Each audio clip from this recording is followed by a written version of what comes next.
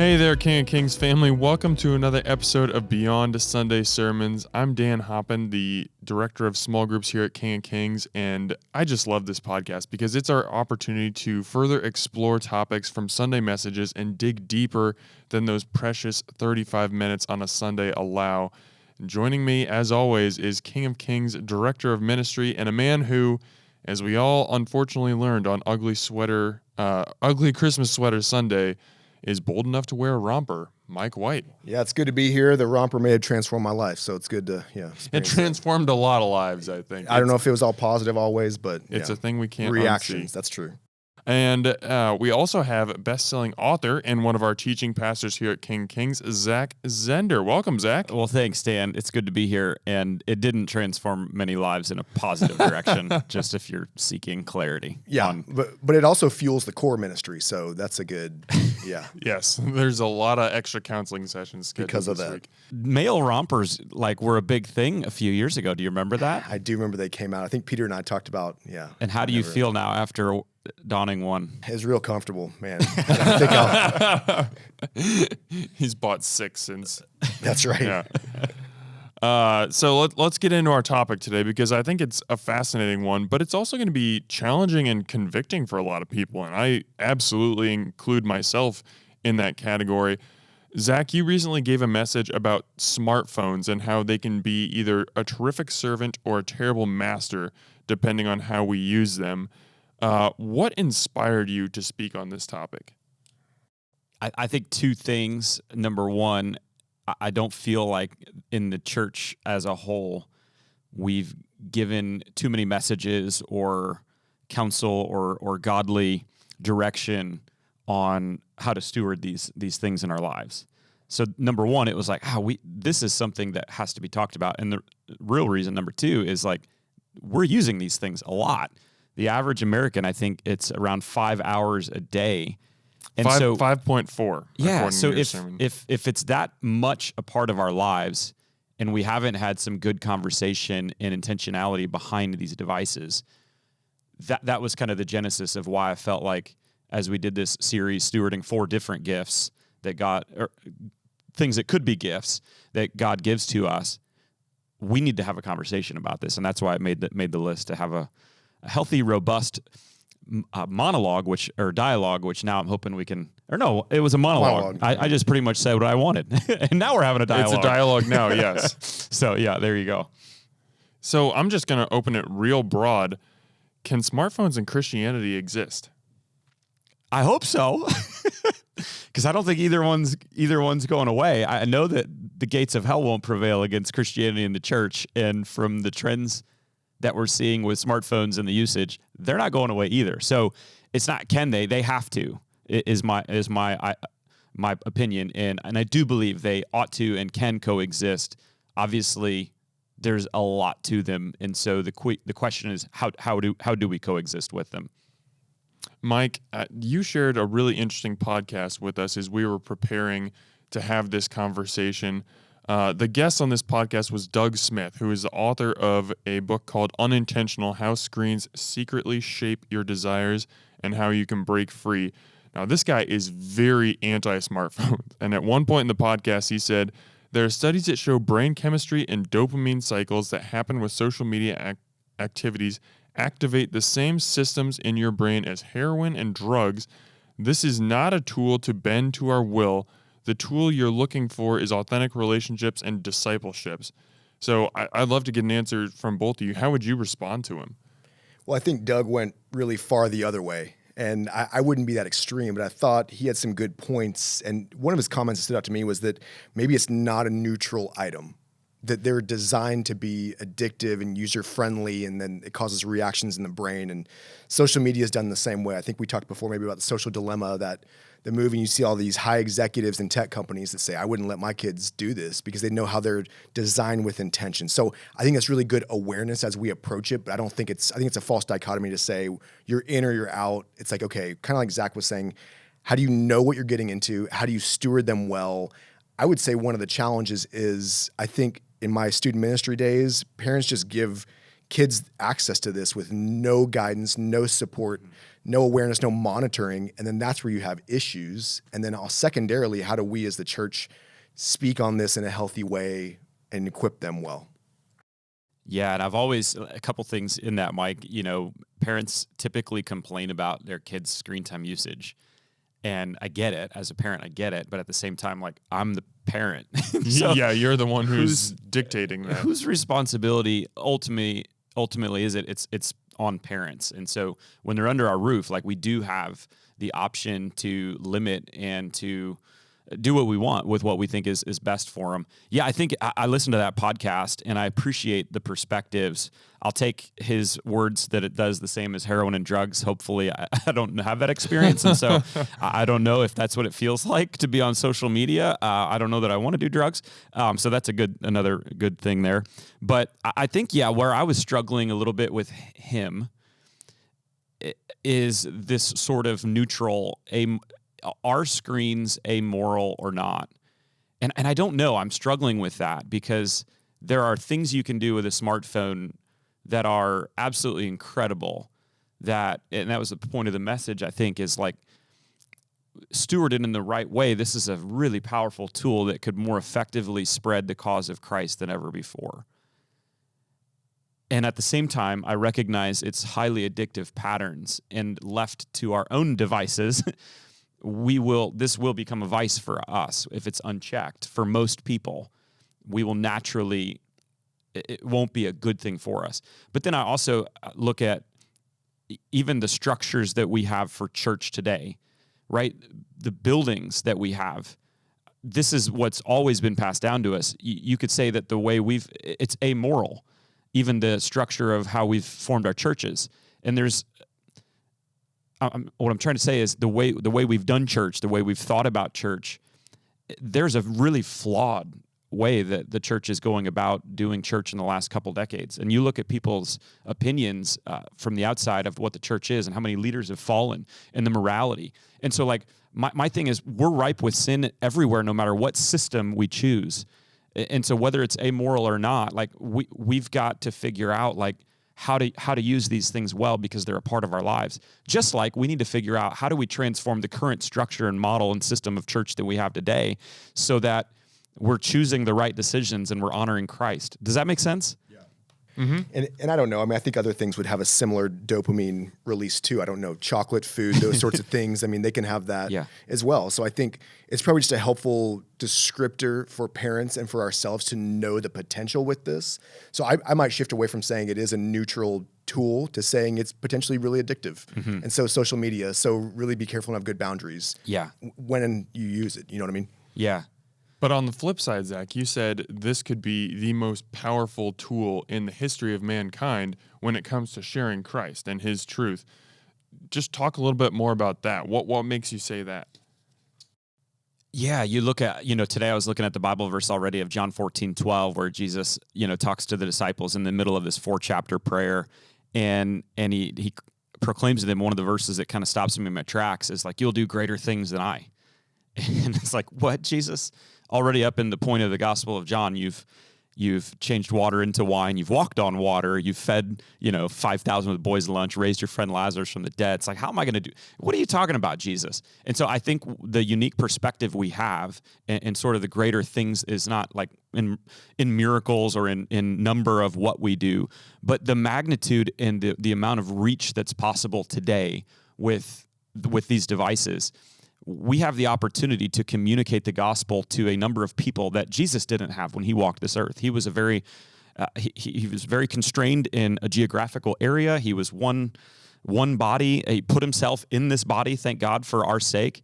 And so the ability that we have through these to get the message out and to be a witness and to be light in the darkness, I think is greater than we've ever gotten. And there's tools and there's apps that can help us. And so, firstly, as a disciple, there are tools on my phone that help grow me as a disciple.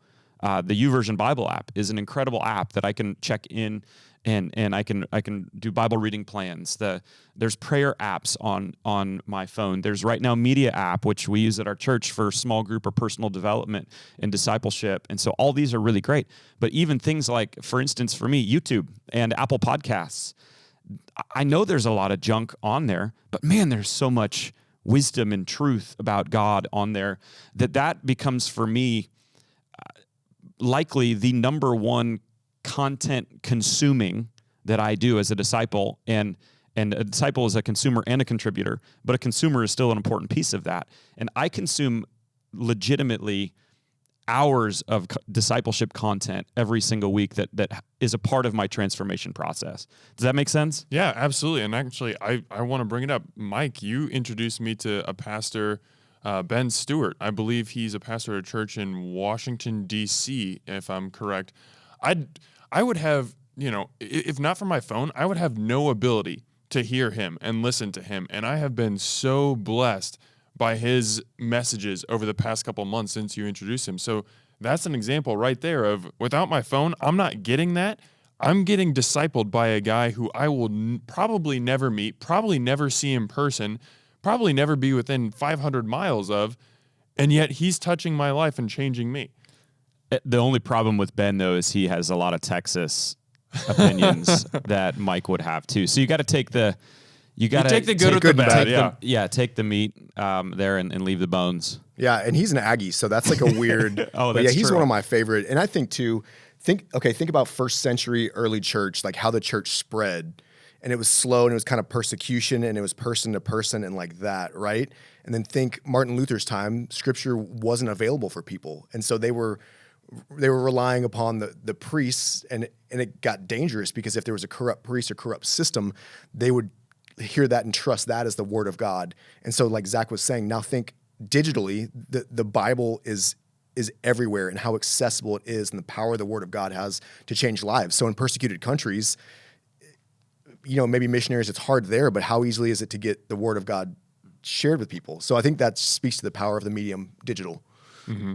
And yes, there is a lot of power on the good, but as we've discussed a little bit, there's a lot of power on the other side too. And I think when a lot of people associate the negatives with smartphones, the thinking goes to social media, which is just a dangerous, addictive trap. And in fact, Zach, you shared in your message, social media for the average American is responsible for 2 hours and 24 minutes of time spent online daily, which is just an insane number. But Zach, in your message, you said, I don't believe God has called us to escape social media. God has not called us to delete all our social media accounts and never be online and to go back to flip phones. What makes you say that? I have a friend, by the way, from college. I see him every year. And he had a flip phone every single year, except this year he finally switched an iPhone. And so it's nice. And the text messages now, I get the blue bubbles, not the weird whatever. How's he doing with it? Like, give us what's the he's fine, but he had, again, 2 decades where most people, not quite 2 decades, 15 years where most people had a smartphone, and he had the flip phone. So he had some really good principles in place already. But the phone carrier companies made it nearly impossible. The flip phones are actually more expensive for him to continue on that than have a smartphone. He's like, at the end of the day, it was a financial thing for him. But yeah, your question there is interesting. And so what I mean by that is, as a whole, collectively, Christians cannot completely escape social media. We need to provide light. And I do think, every time Jesus talks about, you're the light of the world, we know light, and light shines most prominently in darkness. And I think Christians are really good at shining light in already lit places. In other words, conversations with you guys, I don't mind talking about my faith and who Jesus is, because I know you're going to receive that, and we're going to have good, healthy, robust conversations around what it looks like to be a follower of Christ. But on social media, there's so much there, again, good and bad.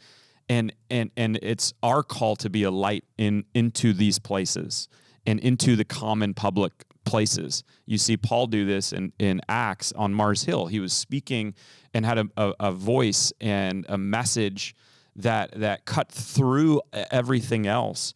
And we need to be that. We need to provide that light. And so I want to be real clear here, though. I do think that there are people that ought not be on Christians that ought not be on social media. There are times when God calls a person to not be a part of that because it's either too addictive for them, they don't like the patterns and behaviors that they end up reproducing when they're there. And so I think that's very healthy to do that. But as a whole, I do think we have to be a light in this darkness. Otherwise, where are people? It's where the people are. And so where are they going to hear the good news if everybody who's Christian abandons these medium?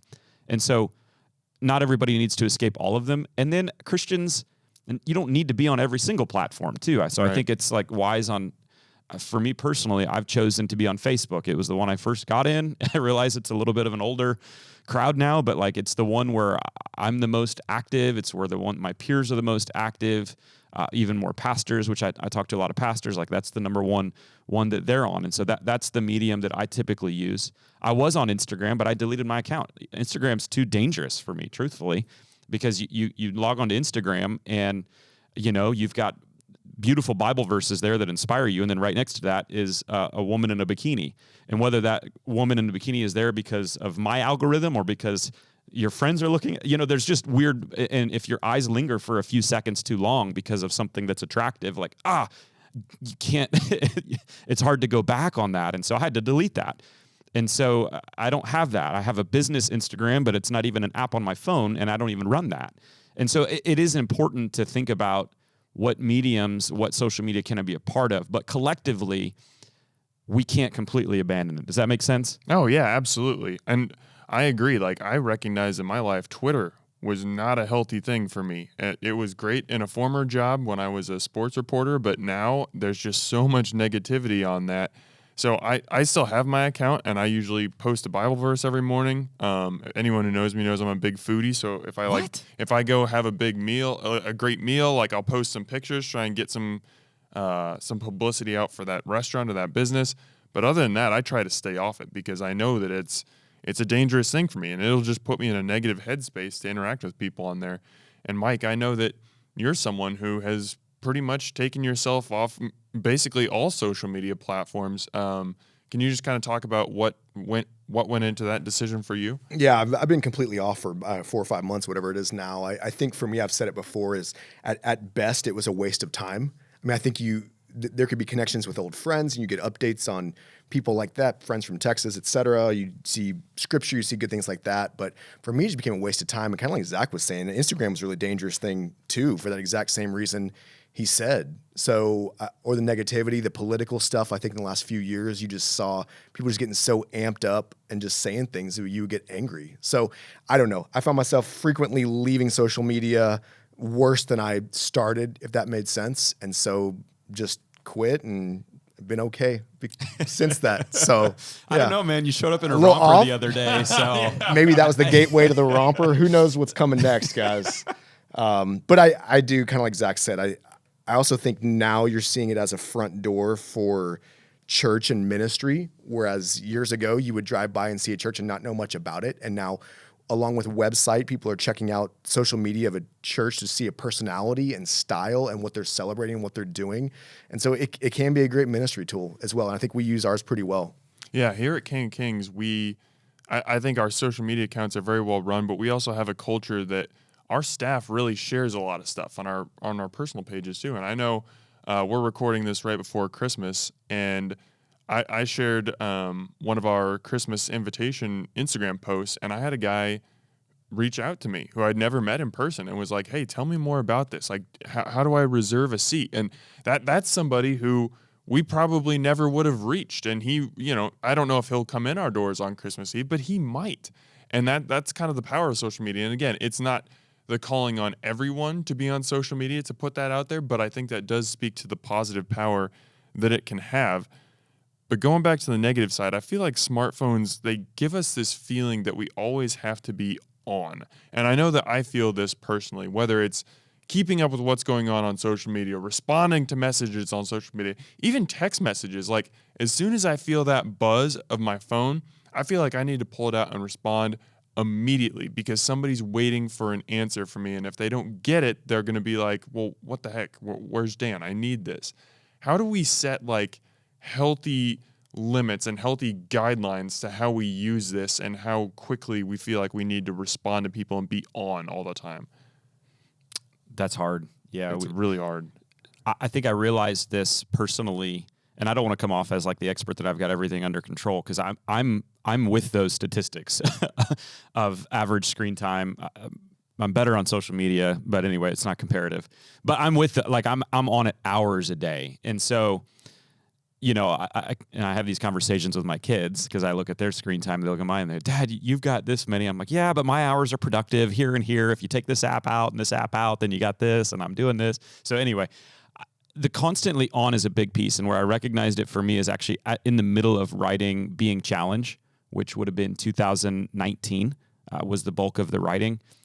And I was writing on solitude and things like this. And I'm like, I can't have solitude and really focused time with God whenever my phone's with me and when my watch is with me and when my computer's next to me. And so what can I do? So for me, it was recognizing unless you do something and be more than intentional, but actually put an action with your intention, it's going to overtake you. And so for me, the one thing that I think I've kept forward from that time a few years ago that's made a big difference, and again, not perfect, is I disabled every single notification on my phone. Everything, even texts from important people that I love, including my wife.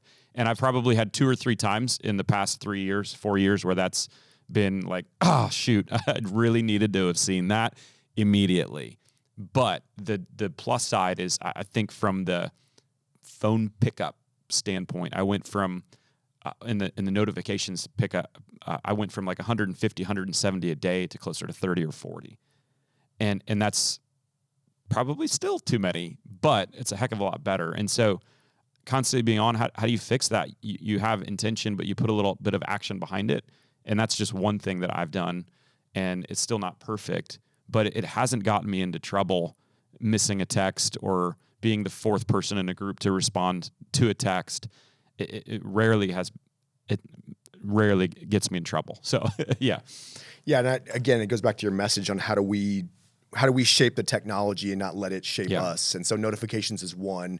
I think for me, I found probably early on with smartphones and kids, like you're paying attention to your phone and not your kids. And it's like, shoot. Okay. So then put it to sleep, whatever. At dinner, phones are at the table. We put them to sleep, you put them away, and you can focus. So I think it's how do you use these well and not let the technology use you, if that makes sense.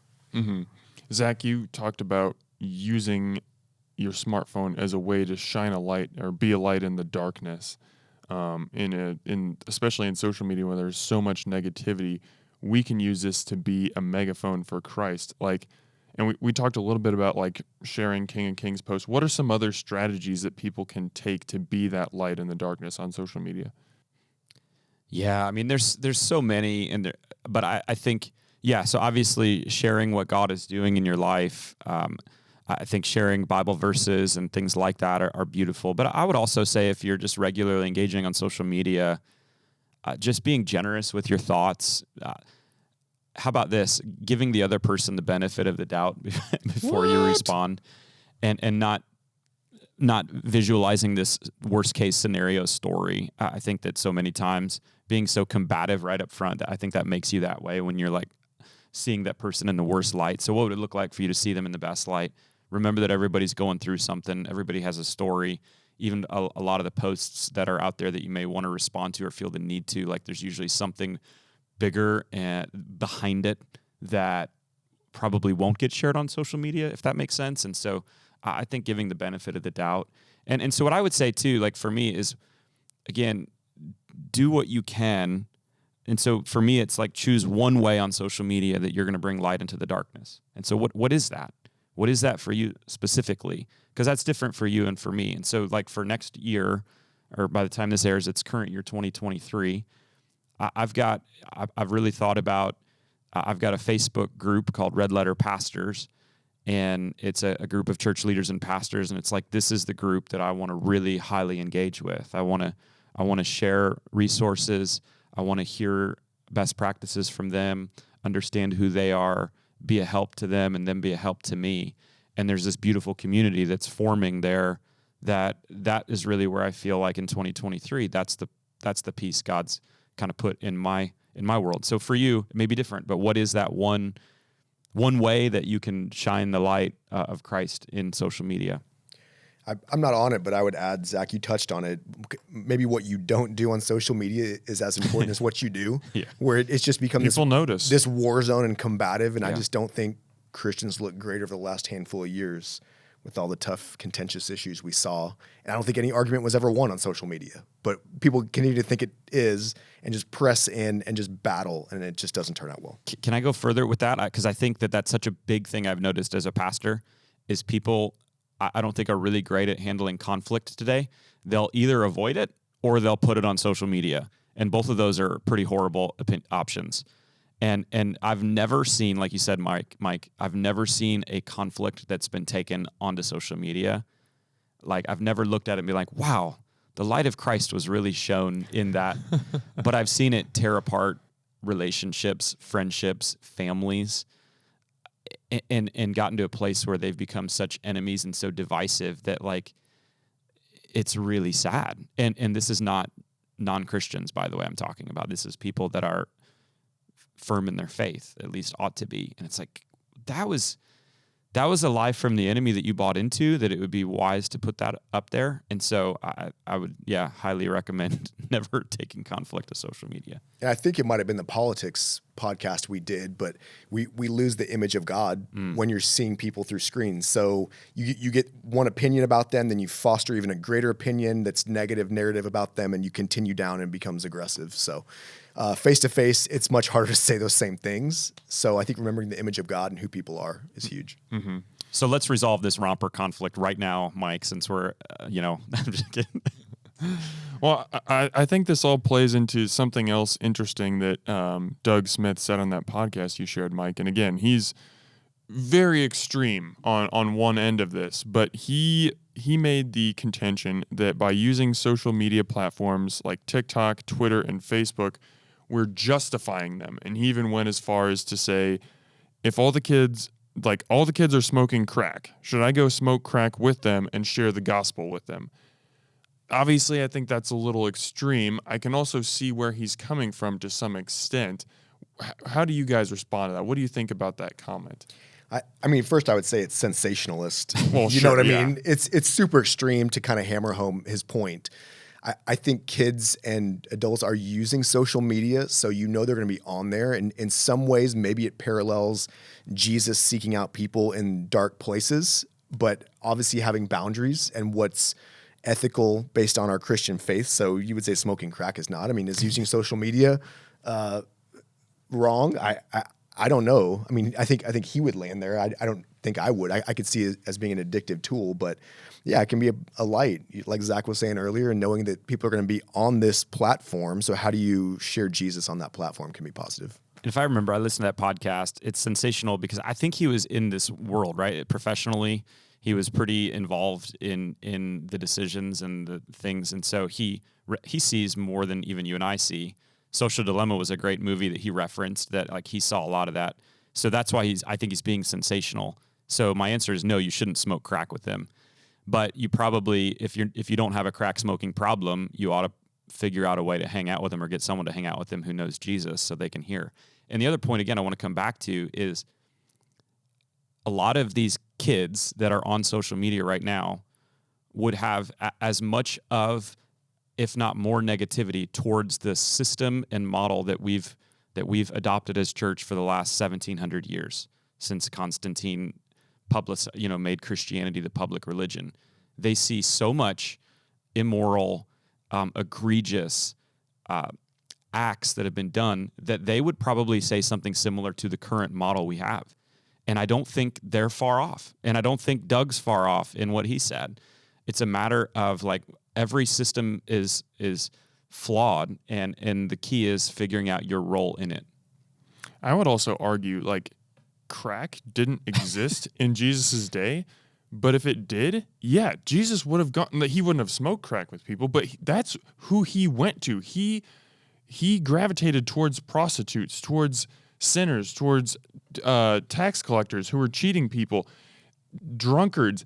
These were the people that Jesus went to and he embraced. So yeah, Doug, like no, we're not going to go join people who are smoking crack, but we need to go to the people who are struggling, who need that light in the darkness. And social media might be the only way to get to them at some point. Last thing that I want to touch on before we get out of here is you guys are both dads. And you've talked a little bit, especially you, Mike, with the dinner table conversation. But how do you, especially in an age where you're not around your kids all the time, you guys both have teenage kids, they have smartphones. How do you control, maybe not control is the right word, but just like monitor their smartphone usage so their phone is not becoming a terrible master? Yeah, I think we stepped into it too. We were probably behind the curve. Zach, I know we've talked about it before. I'm curious your experience also, but we were late to the game on smartphones. We were late to the game on social media. And I think knowing your kids will be on their own at some point. So how do you set a foundation so they can be responsible and make wise decisions for themselves? So let them know the power, let them know boundaries, talk about responsibility, talk about the dangers of it. We check our son's phone, our daughter's phone, and we talk through things on there. You know what I mean? So I don't know. I think you set guidelines, parameters, create trust. They get a little bit more leeway as they kind of go and show good usage. And again, we saw in pandemic, it's a great way to connect with friends online. So it's not all bad. Again, it's a powerful tool. We saw with our daughter, one of her good friends lives in Connecticut. And so they were able to reconnect and hang online through Roblox, which is taking over the world. I don't know if your kids did Roblox or Brady does, but I'm so old, I don't even know what that is. Yeah, you're Wow. pretty old, man. So I don't know. I think healthy boundaries, open conversation, no secrecy. We're going to check your phones. We're going to talk about things. Zach, what do you... Yeah, everything you said, Mike, ditto to that. I also would say to any parent, like Mike and I are in the first generation to ever raise kids that have grown up fully digitally. And so we have a God of grace. And so tons of grace, I think, ought to be applied to parents who are figuring this out. Nobody's ever had to do this before as parents. And so I would say, learning on the job and probably recognizing more failures collectively than victories. And so everything Mike said, I think, is really great. Checking their screen time, what they're looking at, having regular conversation with them is all things that are appropriate, and we do. My wife is a huge champion in this. I would say I read a book not long ago, like What Most Parents Aren't Telling You, and it talks about like what parents are really feeling and thinking about. Mental health was like number one overall for parents, and that like wasn't on my parents' radar for me and for their kids. And so we're dealing with that. I think a lot of that stems from the smartphone, digital crazed world we live in. But I would say this is one of the top 3 parenting issues and struggles that Allison and I deal with is screen time. It's what our kids want to do, and left, again, to their own devices, they'll choose their devices every time. And also, like, if we look at our own habits, as for me, a 39-year-old dude, and for others my age, like, I don't think we're really crushing it either. And so if we're struggling with this, who have at least more maturity and experience, our kids are going to struggle with this. And so as open as you can be in conversation, as direct as you can be, as knowledgeable as you can be, as accountable as you can be, and then also setting, again, a couple of actions that I think show that. And so what does it look like to have a screen basket at your home where for 2 hours a night or whatever, everything can go in there? What does it look like for you to do a family screen fast for a day, once a month or once a quarter? They may be little things, but at least it's attempts and steps as we give grace for one another and try to figure it out, because it's brutal.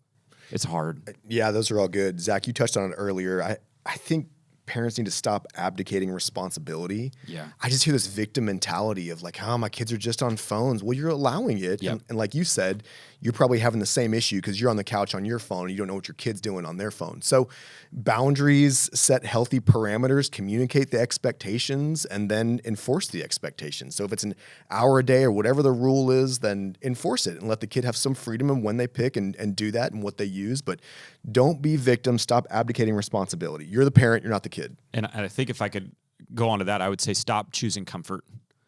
because it's comfortable. It's comfortable to let my kids have their screens and for me to do what I want. And whether that's watching a show or even more work or whatever it might be, like we have to stop choosing comfort as the number one idol. And that's what I think our screens are providing for our kids and for us, is like they're just really comfortable options. And so, and even the checking in with kids and checking screen time and having conversations, those are all good things to do. None of those are comfortable or come naturally to me. They're always weird conversations, and I don't want anybody to get rose-colored glasses to think because you and I are in ministry that like these are really awesome conversations where we're banding together and talking about God and changing the world together as we put our devices away. Like, no, it's annoying. It's hard. It's uncomfortable. The boys don't respond super well, and that's normal. And that's what's to be expected, but that's still what's better than just being comfortable and letting everybody do their own thing, especially our kids. Mm-hmm. I think one of the most important things as we wrap up here is something you said earlier, Zach, is just having grace. Whether you're a parent or you're an individual, give yourself some grace, because smartphones and social media, they are literally addicting. Like the algorithms, the things that are put in place on these devices are meant to make us want to come back for more and get that dopamine hit again and again and again. So it's easy for us to sit here and say, well, these are the healthy things that you should do. Here are the good ways to share, the gospel through social media. We're gonna fail. I know I'm on my phone way too much, and I'm trying to take steps to get better. But I love, what you said earlier, Zach. Like, you still feel like you're on your phone a lot, but you've decreased your usage quite a bit. You've taken tangible steps. Mike, you've removed yourself from social media. That's not an easy thing to do. Like, there are probably people that would want to communicate with you through social media, and you've said, you know what, I'm going to set a good boundary there. And I'm sure you still look at your phone plenty as well, but you have taken a tangible step. So I think those would be my two main takeaways here is A, give yourself some grace. Like, don't listen to this and just think, man, I'm on my smartphone all the time, I'm awful. Don't do that. But listen to this and realize, A, the power that your phone can have for good or for evil, and then B, take some tangible steps. Do some things that ensure that you're using your smartphone in a good way, and maybe identify some ways in which it's becoming a master of you, and set up some roadblocks so that that's not the case. Roadblocks, not roadblocks, right? I just want to clarify. Yeah. I think community in this is important. I mean, even hearing Zach talk, it's like, oh yeah, that's something we can incorporate well. Don't feel alone in this, especially the church. You have people around you. Find people with similar age kids who've been, hey, how do you approach this? Let's talk this through. There are experts online where you can find, hey, tips for social media usage with kids. So don't be alone. That's what Satan wants. And then you throw your hands up and be, I'm out. And use the tools, right? So even here at King of Kings, we have Right Now Media. There's some really great studies on there. One by Andy Crouch called The Tech Wise Family, that everybody who's got kids and trying to figure this out like we are. So there are some resources, and that's why ultimately you came back to, why did we talk about this? Like, this is why, because it's got to be talked about. And we're not the only ones talking about it, but it's not percentage-wise probably the conversation that it ought to be for how influential these things are. So the Tech Wise Family is on Right Now Media. I believe there's a study called Redeem the Screen that's on there as well. So there's some really cool tools. There's some great accountability software if you're struggling with what you're looking at and what you're watching. And so Covenant Eyes is one that has been a leader for a long time. Another one that I think is actually, I'm thinking of switching to personally, is called Accountable, the number 2U, Accountable 2U, because it has a little bit better, I would say, tracking and reporting on mobile devices, where Covenant Eyes, I think, is really good on computers and bigger laptops and things like that. I think Accountable 2U is a up and comer when it comes to getting the computer plus the mobile. And so, as much of these boundaries and roadblocks and things you can put into place, I think the better. It's not that you can put all that stuff there and still use it in an appropriate way, and there's grace for you, and God has forgiveness for you when you do that. But the key as Christians is we want to do better because God's been so good to us. And so how many of those things can you put into your life, I think, is a really great thing to do. Amen. Mike and Zach, thank you so much for taking the time to really go through this and dive into what's a really challenging but I think important topic to talk about today. And listeners, thank you so much for tuning in to another episode of Beyond Sunday Sermons. Let's continue to live our faith lives beyond Sunday.